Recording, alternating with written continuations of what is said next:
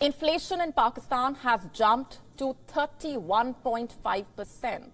حج پر 18 سے 20% ٹیکس عائد کیے جانے کی بھی اطلاعات ہیں۔ جہاں مہنگائی بڑھ رہی ہے وہیں حج بھی مہنگا ہو گیا ہے۔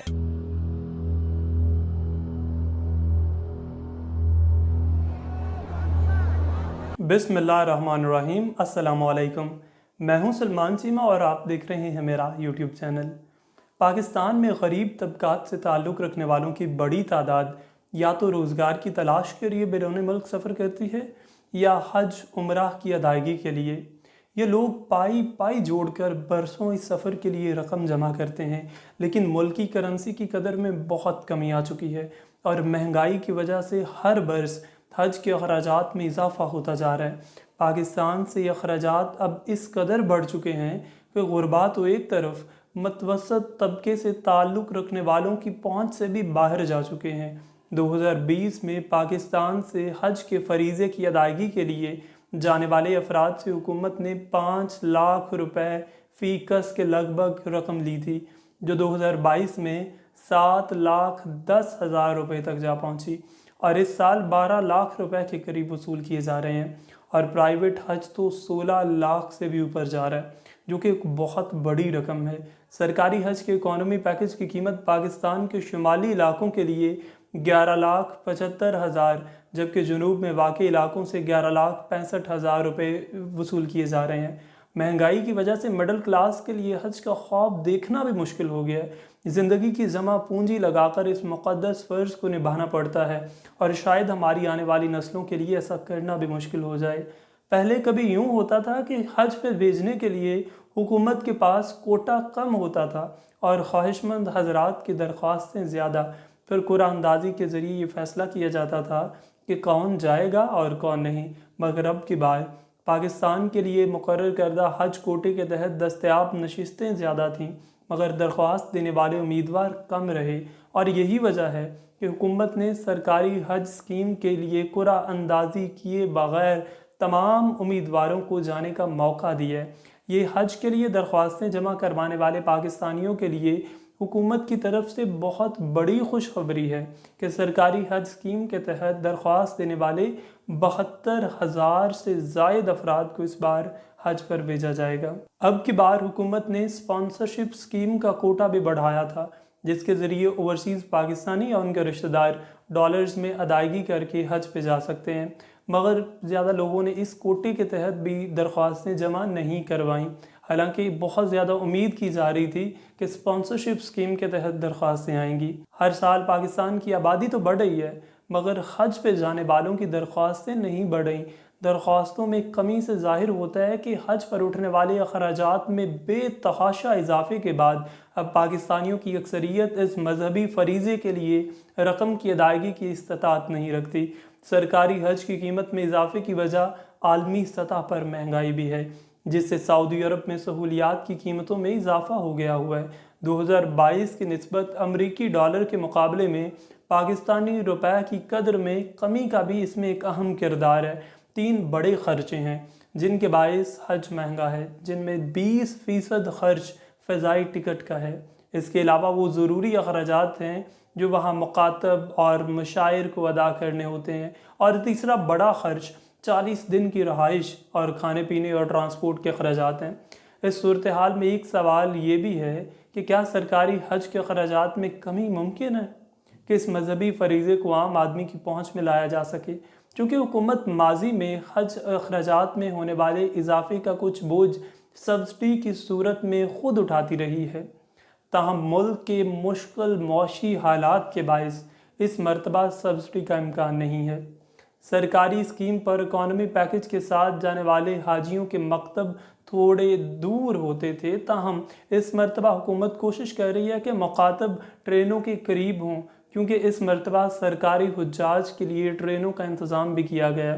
اب اگر آپ سوچ رہے ہیں کہ مکتب کیا ہوتا ہے، تو سعودی حکومت نے حج کے لیے مینا میں جو کیمپس لگائے جاتے ہیں انہیں 4 زونز یا مکتبوں میں تقسیم کیا ہوا ہے۔ زون اے یہ سب سے مہنگا، بہترین سہولیات سے آراستہ زون ہے۔ یہ جمرات یعنی شیطان کے قریب ترین خیمے ہیں، جن میں اے سی وغیرہ سب سہولیات میسر ہوتی ہیں۔ اس مکتب میں بفے کھانا، پرائیویٹ واش روم، صوفہ کم بیڈ وغیرہ سب کچھ منا کی اصل حدود کے اندر ملے گا۔ اس کے بعد آتا ہے زون بی، جمرات یعنی شیطان سے تھوڑا سا دور، تقریباً 1 کلومیٹر۔ یہاں بھی اے سی، بفے کھانا، صوفہ کم بیڈ وغیرہ منا کی پرانی اور اصل حدود کے اندر میسر ہوگا، مگر واش روم مشترکہ ہوگا۔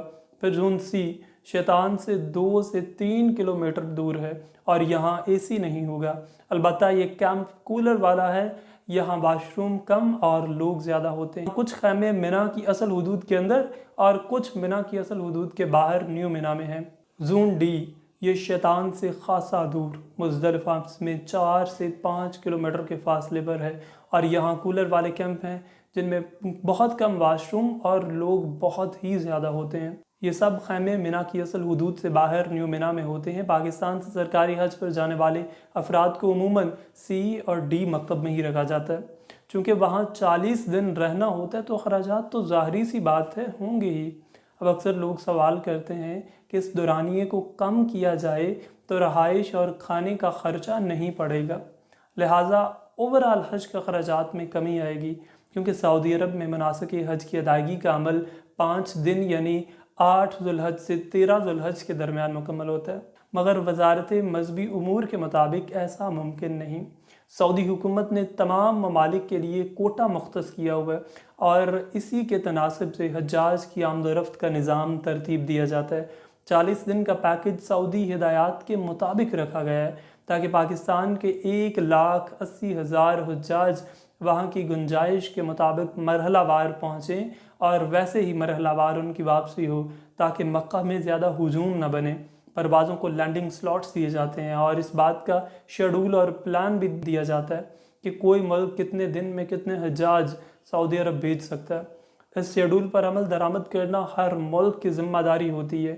کوئی بھی ملک اپنے طور پر کم عرصے میں اضافی فلائٹس بھیج کر فلائٹ آپریشن کو جلدی مکمل نہیں کر سکتا، اور ویسے بھی پاکستان کی فضائی کمپنی پی اے اے کے لیے محدود طیاروں کی وجہ سے اتنی بڑی تعداد میں حجاج کو کم دنوں میں پاکستان سے سعودی عرب لے جانا اور واپس پاکستان لانا ممکن نہیں ہے۔ دورانیہ کم کرنے سے ٹکٹ کی قیمت بہت زیادہ بڑھ جاتی ہے، کیونکہ ایئر لائنز پر مسافروں کا پریشر ہوتا ہے۔ ہاں، اگر ہماری کرنسی کی قدر بڑھ جائے تو حج پیکج کی قیمت خود بخود کم ہو جائے گی۔ ایئر لائن کے علاوہ حج کے سارے اخراجات تو وہ ہیں جن کی ادائیگی آپ کو سعودی عرب میں کرنی ہوتی ہے۔ مہنگائی، افراط زر، ایئر لائن ٹکٹ کے علاوہ سعودی عرب میں بھی ٹیکسوں میں اضافہ ہو گیا ہے اور عالمی مہنگائی کا اثر وہاں بھی ہوا ہے۔ اگر اس پیکج کو ڈالرز میں تبدیل کریں تو یہ تقریباً وہی پیکج ہے جو پچھلے سال تھا، البتہ مہنگائی کی وجہ سے یہ پیکج اب کی بار زیادہ لگ رہا ہے۔ بعض لوگ سوال کرتے ہیں کہ اگر بحری جہازوں کے ذریعے مسافروں کو بھیجا جائے تو خرچہ کم نہیں آئے گا؟ ماضی میں حکومت پاکستان فضائی روٹ کے علاوہ بحری روٹ سے بھی حجاج کو بھیجتی رہی ہے، اب ایسا ممکن کیوں نہیں؟ اس کا جواب یہ ہے کہ اب حج 40 دن کا، اور اگر ہم بحری جہاز سے جائیں تو یہ شاید 80 دن کا ہو جائے، کیونکہ اس میں بحری جہاز کے سفر کا دورانیہ بھی شامل ہو جائے گا۔ پاکستان میں ایسے بحری جہاز بھی موجود نہیں۔ کروز شپ میں 4 سے 5 ہزار کی گنجائش ہوتی ہے، مگر وہ کتنے دن میں جا کر واپس آئے گا یہ غور طلب بات ہے۔ ساتھ ہی عازمین کو سعودی عرب کی طرف سے ایک بہت بڑی خوشخبری ملی ہے کہ سعودی عرب میں حج عمرے کی غرض سے جانے والے زائرین اب ایک بار پھر حجر اسود کو چھو اور چوم سکیں گے۔ کرونا وائرس کے پھیلاؤ کے پیش نظر حجر اسود کے حوالے سے زائرین پر جو پابندیاں عائد کی گئی تھیں اب انہیں ختم کر دیا گیا ہے۔ سعودی عرب سے حال ہی میں موصول ہونے والی تصاویر میں دیکھا جا سکتا ہے کہ پرجوش زائرین حجر اسود کے قریب پہنچنے کی کوششیں کر رہے ہیں۔ 2020 میں جس وقت کرونا اپنے عروج پہ تھا، صرف 1000 حجاج کو فریضہ حج ادا کرنے کی اجازت دی گئی تھی، اور یہ 1000 افراد بھی وہ تھے جو سعودی عرب میں پہلے سے موجود تھے، کیونکہ بین الاقوامی حجاج پر پابندی تھی۔ 2021 میں یہ تعداد بڑھ کر 60,000 ہو گئی، اور پچھلے سال جولائی میں مکہ مکرمہ میں 10 لاکھ حجاج کرام نے یہ فریضہ ادا کیا۔ اب کی بار دیکھتے ہیں کہ کتنے خوش نصیبوں کو یہ بابرکت سعادت نصیب ہوتی ہے۔ اور کرونا سے پہلے سال 2019 میں اندازاً 25 لاکھ لوگوں نے حج ادا کیا تھا، اور یہ دنیا کا سب سے بڑا انسانی اجتماع تھا۔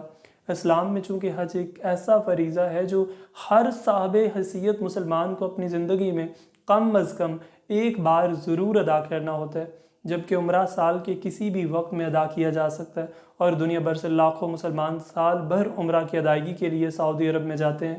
مگر حالیہ برسوں میں رمضان کے مہینے میں عمرہ کی ادائیگی کرنا بہت مقبول ہو گیا ہوا ہے۔